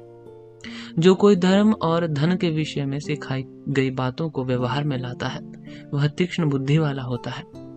जो कोई अच्छी शिक्षाओं को व्यवहार में नहीं लाता वह अवरुद्ध बुद्धि वाला होता है। और जो स्वयं को खतरों में फंसाता है और धर्म और धन से घृणा करता है वह विकृत मन वाला होता है। यदि किसी राजा का एकमात्र पुत्र हो तो उसके लिए पुत्र उत्पन्न करने का प्रयास किया जाएगा या उसकी पुत्रियों से पुत्र उत्पन्न किए जा सकते हैं। जब कोई राजा बहुत बूढ़ा या बीमार हो जाता है, पुत्र उत्पन्न करने में असमर्थ होने पर तो वह अपने या अपने पड़ोसी राजाओं में से किसी एक के मातृ संबंध या रक्त संबंधी को जो अच्छे और सौहार्दपूर्ण गुणों से युक्त हो अपने क्षेत्र में बीज बोने अर्थात अपनी पत्नी से पुत्र उत्पन्न करने के लिए नियुक्त कर सकता है, लेकिन कभी भी किसी दुष्ट और इकलौते बेटे को राजगद्दी पर नहीं बैठाया जाएगा। एक राजपिता जो अनेक लोगों का एकमात्र सहारा होता है वह अपने पुत्र के प्रति सुहृदय होगा। संकट की स्थिति को छोड़कर सर्वोपरि पुत्र को प्राप्त संप्रभुता का सदा सम्मान किया जाता है। संप्रभुता कभी कभी कुल की संपत्ति हो सकती है क्योंकि कुलों का संग स्वभाव से अजय होता है और अराजकता की विपत्तियों से मुक्त होने के कारण पृथ्वी पर स्थायी रूप से विद्यमान रह सकता है। अध्याय 18 संयम में रखे गए राजकुमार का आचरण और संयमित राजकुमार के साथ व्यवहार। एक राजकुमार चाहे कितनी भी कठिनाइयों में फंस जाए और उसे असमान कार्य सौंपा जाए, उसे अपने पिता का निष्ठापूर्वक अनुसरण करना चाहिए जब तक कि वह कार्य उसके जीवन की हानि न करे, जनता को क्रोधित न करे या कोई अन्य गंभीर विपत्ति न लाए। यदि उसे किसी अच्छे या सराहनीय कार्य में लगाया जाता है तो उसे उस कार्य के अधीक्षक का विश्वास जीतने का प्रयास करना चाहिए। कार्य को अपेक्षा से अधिक लाभदायक ढंग से पूरा करना चाहिए। और अपने पिता को उस कार्य से प्राप्त अनुपातिक लाभ के साथ साथ अपनी कुशलता के कारण अर्जित अतिरिक्त लाभ भी भेंट करना चाहिए। यदि राजा फिर भी उससे प्रसन्न न हो और किसी अन्य राजकुमार और अन्य पत्नियों के प्रति अनुचित पक्षपात दिखाए, तो वह राजा से वनवास की अनुमति मांग सकता है। या यदि उसे कारावास या मृत्यु का भय हो तो वह किसी पड़ोसी राजा की शरण ले सकता है, जो धर्मी, दयालु, सत्यनिष्ठ और छल कपट से दूर रहने के लिए प्रसिद्ध हो और अच्छे चरित्र वाले अतिथियों का स्वागत और सम्मान करता हो। वहां रहकर वह अपने लिए सैनिक और धन जुटा सकता है, प्रभावशाली व्यक्तियों से वैवाहिक संबंध स्थापित कर सकता है और न केवल जंगली जनजातियों के साथ गठबंधन कर सकता है बल्कि उनके पक्ष में भी विजय प्राप्त कर सकता है।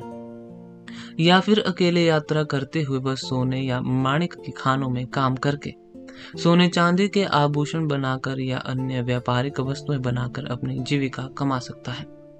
विधर्मियों, धनी विधवाओं या समुद्री व्यापार करने वाले व्यापारियों से घनिष्ठ संबंध स्थापित करके वह जहर का प्रयोग करके उनकी संपत्ति और देवताओं की संपत्ति भी लूट सकता है, बेशर्ते कि वह संपत्ति वेदों के ज्ञाता ब्राह्मणों के लिए ही क्यों ना हो। या फिर वह विदेशी राजा के गांवों पर कब्जा करने के लिए अपनाए जाने वाले उपाय अपना सकता है, या फिर वह अपनी माता के सेवकों की सहायता से अपने पिता के विरुद्ध कार्य कर सकता है। या फिर चित्रकार, बढ़ई, दरबारी, कवि, चिकित्सक, मस्खरा या विधर्मी का वेश धारण करके और इसी तरह के वेश में जासूसों की सहायता से वह अवसर मिलते ही हथियारों और विष से लैस होकर राजा के समक्ष उपस्थित हो सकता है और उसे संबोधित कर सकता है, मैं उत्तराधिकारी हूँ, जब हम दोनों इस राज्य का आनंद ले सकते हैं, या अब अन्य लोग भी इसका आनंद लेने के लिए न्याय संगत रूप से इच्छुक हों, तो यह उचित नहीं कि तुम अकेले ही इसका आनंद लो। मुझे दुगुना भरण पोषण और वेतन देकर इससे दूर नहीं रखा जाना चाहिए। ये वे उपाय हैं जो एक राजकुमार को नियंत्रण में रखने के लिए अपनाने पड़ते हैं। जासूस या उसकी मां, चाहे वह प्राकृतिक हो या दत्तक, हिरासत में लिए गए उत्तराधिकारी से सुलह करा सकती है और उसे अदालत में ला सकती है। या फिर हथियारों और जहर से लैस गुप्त दूत किसी परित्यक्त राजकुमार की हत्या कर सकते हैं। यदि वह परित्यक्त न हो तो उसे रात में उपयुक्त महिलाओं की सहायता से या शराब का प्रयोग करके या शिकार के दौरान पकड़ा जा सकता है और दरबार में वापस लाया जा सकता है।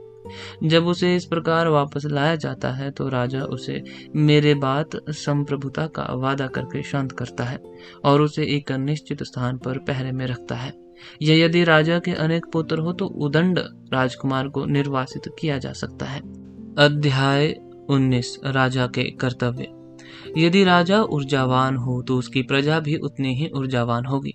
यदि वह लापरवाह हो तो उसकी प्रजा भी न केवल लापरवाह होगी बल्कि उसके कार्यों में भी बाधा डालेगी। इसके अलावा एक लापरवाह राजा आसानी से अपने शत्रुओं के हाथों में पड़ जाएगा, इसलिए राजा को सदा सतर्क रहना चाहिए। वह दिन और रात दोनों को 8 नालिका यानी 1.5 घंटे में विभाजित करेगा।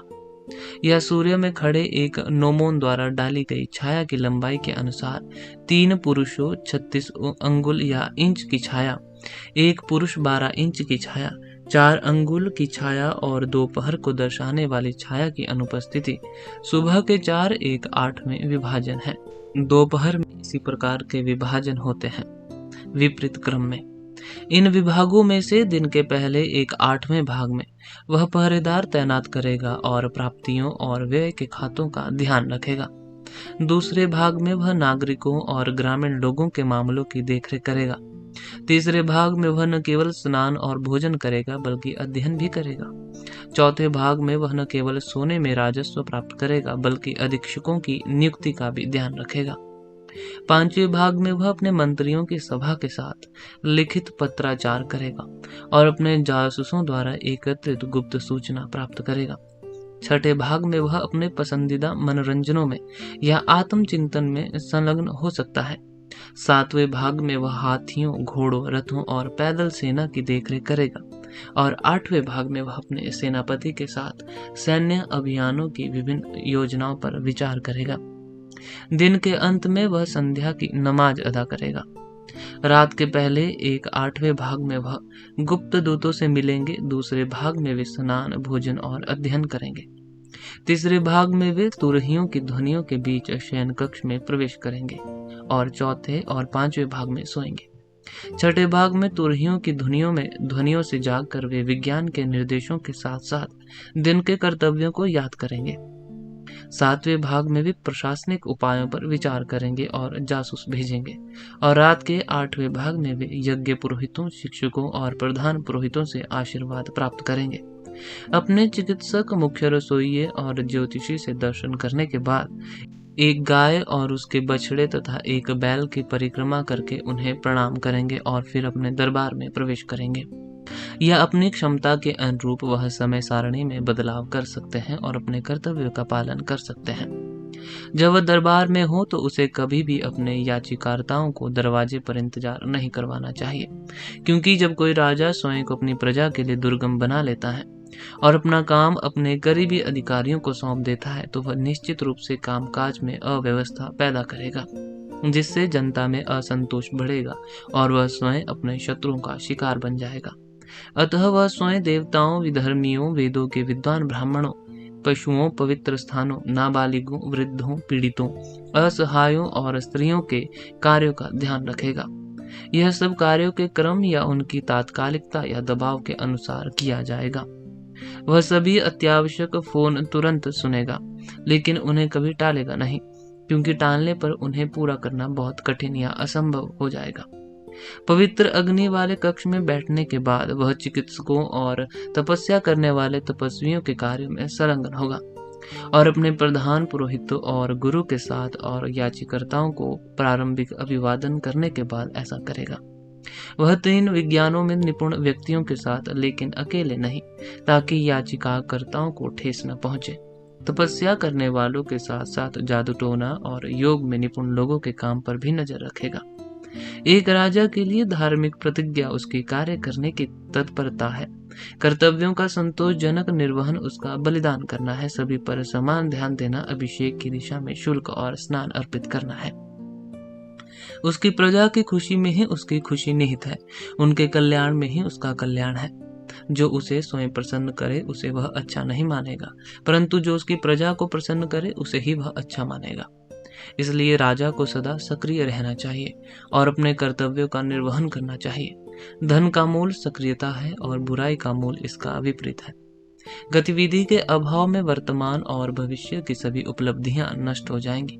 गतिविधि के द्वारा ही व्यक्ति अपने इच्छित लक्ष्यों और धन की प्रचुरता दोनों को प्राप्त कर सकता है। अध्याय 20 हरम के प्रति कर्तव्य।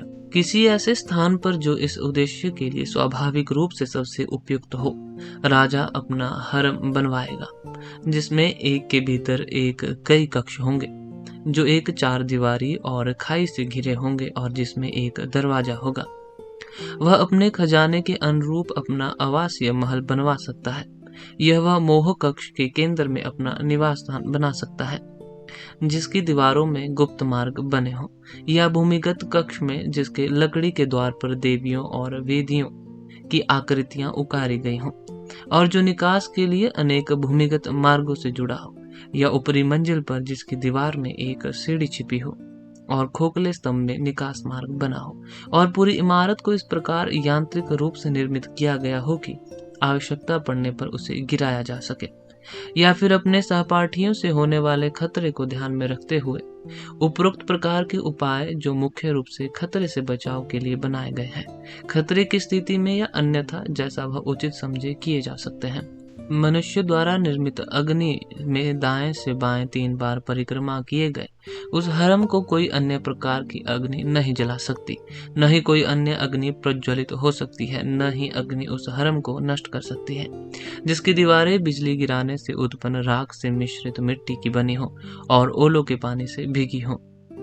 विषैले सांप उन इमारतों में प्रवेश करने का साहस नहीं करेंगे जिनमें जीवंती, श्वेता, मुश्क, पुष्पा और वदंक लगे हों और जो पेजाता और अश्वत्था की शाखाओं से सुरक्षित हो।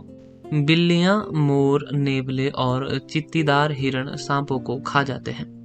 तोते, मीन और मालवर पक्षी सांप के जहर की गंध महसूस होने पर चीखते हैं। विष के आसपास बगुला बेहोश हो जाता है, तीतर व्याकुल हो जाता है, युवा कोयल मर जाती है, तीतर की आंखें लाल हो जाती है। अतः आग और जहर के विरुद्ध उपाय किए जाएंगे। हरम के पीछे एक तरफ महिलाओं के रहने के लिए कमरे बनाए जाएंगे जिनमें न केवल प्रसव और बीमारियों में उपयोगी सभी प्रकार की दवाइयाँ होंगी, बल्कि प्रसिद्ध जड़ी बूटियाँ और एक जल भंडार भी होगा। इन कमरों के बाहर राजकुमारों और राजकुमारियों के निवास होंगे। बाद वाले भवन के सामने अलंकार भूमि, मंत्र भूमि, दरबार और युवराज तथा अधीक्षकों के कार्यालय होंगे। 2 कक्षों के बीच के स्थानों में हरम के प्रभारी अधिकारी की सेना तैनात रहेगी। हरम के भीतर राजा रानी से तभी मिल सकता है जब उसकी पवित्रता की पुष्टि किसी वृद्ध दासी द्वारा की जाए।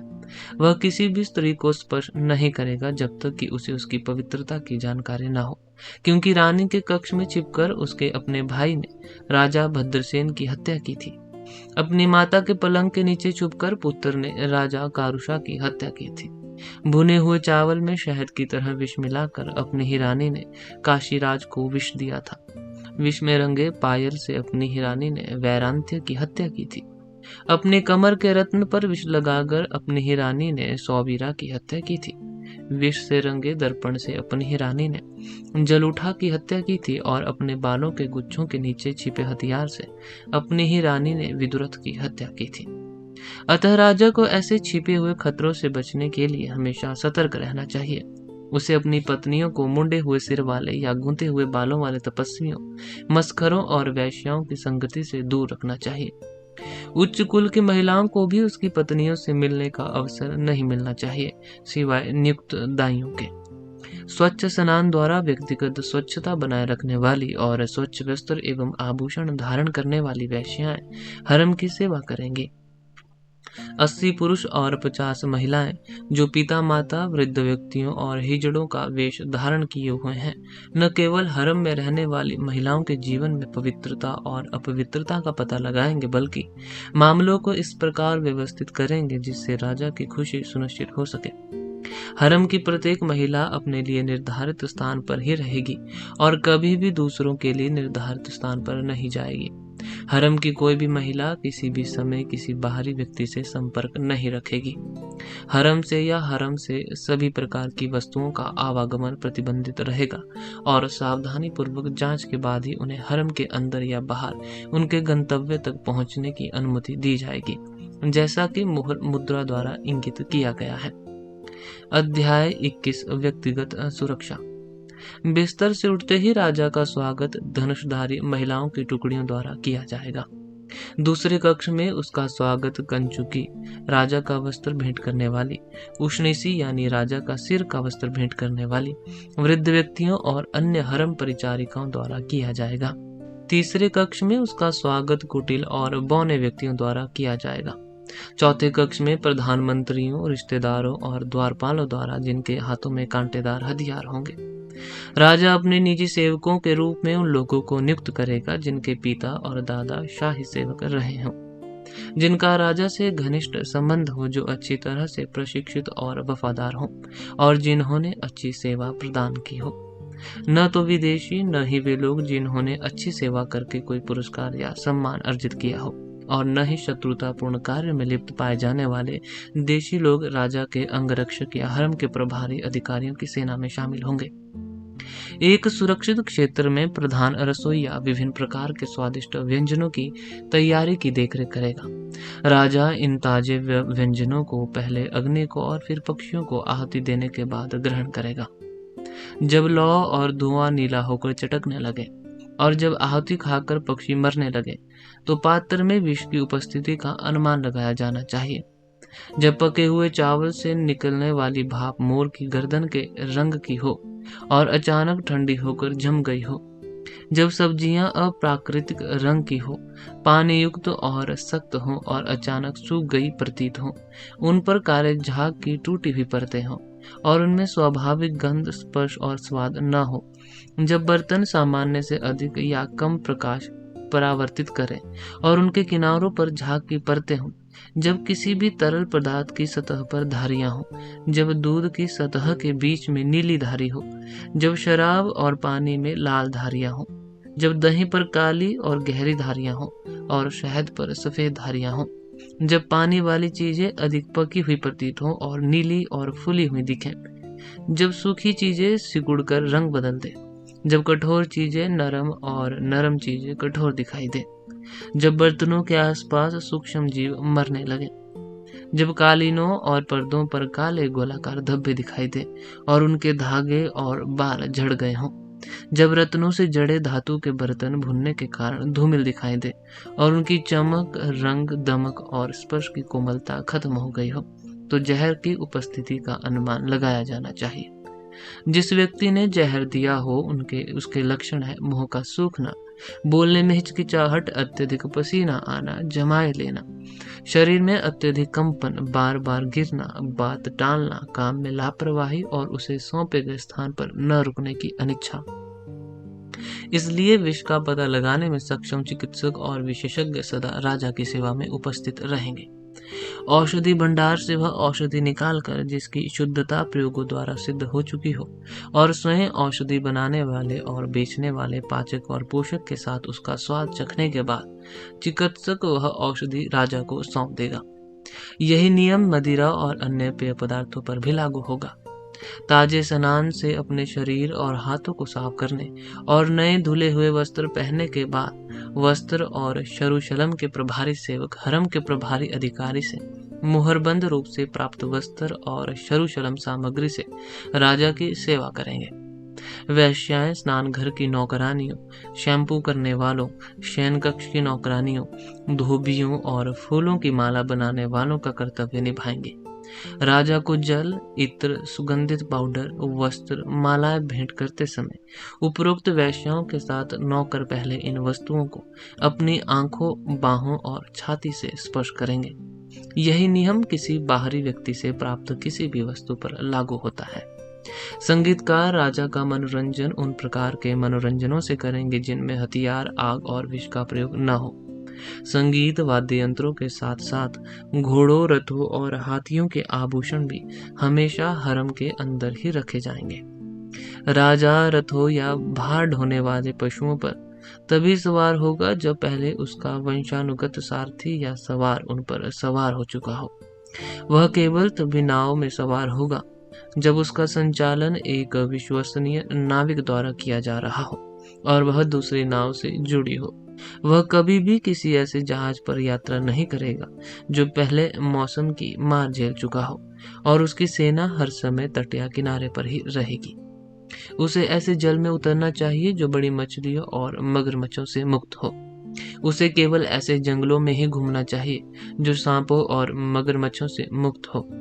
चलती हुई वस्तुओं पर तीर चलाने के कौशल में दक्षता हासिल करने के उद्देश्य से वह ऐसे जंगलों में खेलकूद में भाग लेगा जिन्हें शिकारियों और शिकारी कुत्तों के पालकों द्वारा राजमार्ग, लुटेरों, सांपों और दुश्मनों के डर से साफ कर दिया गया हो।